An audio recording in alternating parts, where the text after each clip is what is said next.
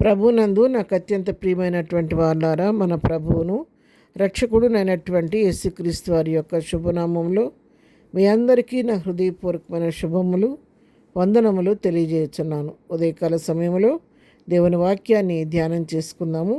ఈరోజు వాక్య ధ్యానం కొరకు మనము తీసుకున్నటువంటి లేఖన భాగము కీర్తన గ్రంథము 1 కీర్తన 3వ వచనం చదువుకుందాం. అతడు నీటి కాలువ యోరను నాటబడినదై ఆకువాడక తన కాలమందు ఫలమిచ్చు చెట్టు వలె నుండును, అతడు చేరినంతయు సఫలమగను. ఇక్కడ ఒక వ్యక్తిని గురించి రాయబడుతుంది. అతడు నీటి కాలువ యోరను నాటినటువంటి చెట్టు ఏ విధంగా ఆకువాడకుండా తన కాలం మందు ఫలమిస్తూ ఉంటుందో ఆ విధంగా ఉంటాడని, అతడు చేసే పనంతట్లో సఫలత కలుగుద్ది, జయం పొందుతూ ఉంటాడని మా ఇక్కడ వాక్యం రాయబడి ఉంది.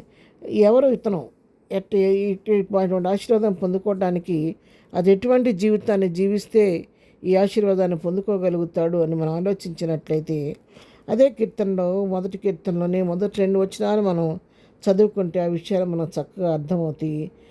దుష్టుల ఆలోచన చొప్పున నడువక, పాపుల మార్గం నిలువక, అపహాసకులు కూర్చున్న చోటను కూర్చుండక, యెహోవా ధర్మశాస్త్రం నందు ఆనందించుచు దివారాత్రము దానిని ధ్యానించేవాడు ధన్యుడు.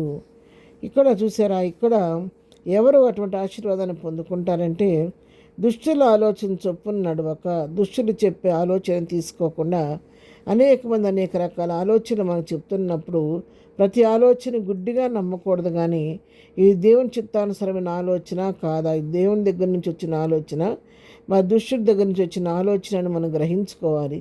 అందుకే దుష్టులు చొప్పున ఆలోచన చొప్పున మనం సాగినట్టయితే మన జీవితాల్లో నష్టపోతూ ఉంటాం. కాబట్టి దుష్టుల ఆలోచన చొప్పున నడవకుండా ఉండాలి. రెండవది, పాపుల మార్గం నిలవక, పాపులు నిలబడే స్థలంలో నిలబడకుండా దూరంగా మనం పారిపోయేవారిగా ఉండాలి. పాపానికి దూరంగా ఉండాలి. యోసేపు దేవుని వాక్యం మనం గమనించినట్లయితే అతని జారత్వానికి దూరంగా పారిపోయాడు. ఆ విధంగా మనం కూడా ఎప్పుడు కూడా ఇక్కడ పాపం ఉంది, పాపులు ఇక్కడ కూడుకుంటున్నారు, ఇక్కడ పాపం జరుగుతుందని తెలిసినప్పుడు ఆ ప్రదేశాన్ని నుంచి మనం దూరంగా పారిపోయేవారిగా ఉండాలి. మూడవదిగా, అపహాసకులు కూర్చున్న చోటను కూర్చుండక. కొన్ని ప్రాంతాల్లో అల్లరి మోక బయలుదేరుతారు. ఆయా కూడల్లో రచ్చబండ్ల మీద కూర్చుంటారు. కూర్చొని దారేపోయే వాళ్ళు అందరినీ చూస్తూ వారిని నిక్ నేమ్స్ పెడుతూ జోక్స్ వేస్తూ వాళ్ళ మీద పరిహాసంగా మాట్లాడుతూ అపహాస్యపు మాటలు మాట్లాడుతూ విక్రింతల పాలు చేస్తూ ఉంటారు. ఇలాంటి అల్లరి మొక్క దగ్గరికి మనం వెళ్ళకూడదు. అటువంటి అపహాసకులు కూర్చున్న చోట్లో మనం కూర్చోకూడదు. వాళ్ళకి దూరంగా మనం వెళ్ళిపోవాలి. ఎందుకంటే ఈ విధంగా వారితో కూడా కలిసి కూర్చుంటే మనలో కూడా ప్రజలు అలాగే అనుకుంటారు. అంతేకాదు మనం కూడా ఇలాంటి వారు చేసేటువంటి అల్లరి పనుల్లో మనం కూడా పాలిభాగస్తులు అవ్వాల్సి వస్తుంది. కాబట్టి వారు కూర్చునే చోట కూడా మనం కూర్చోకుండా ఏం చేయాలి, దూరంగా వెళ్ళిపోయి మరి ప్రభువుకు తగినట్టుగా జీవించే వారిగా మనం ఉండాలి.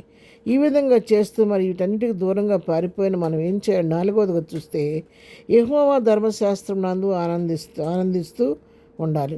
దేవుడిచ్చిన ధర్మశాస్త్రాన్ని బట్టి ఆనందిస్తూ ఆ దేవారాత్రుని దాన్ని ధ్యానించే వాళ్ళుగా మనం ఉండాలి.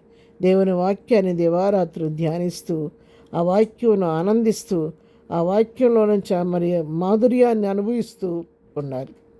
దేవుని వాక్యం అనేది చదివే కొందికి వినే కొందికి దానిలో ఉన్నటువంటి శక్తి, బలము, మాధుర్యం తెలిసిన వారికి ఆ యొక్క మర్మం అర్థమవుతూ ఉంటుంది. అందుకే భక్తుడు అంటాడు కదా, కీర్తనాకారుడు, నీ వాక్యం ఎట్లుందంటే నాకు ప్రభువు మీద దొరికినట్టుగా ఉంది నాకు అంటాడు.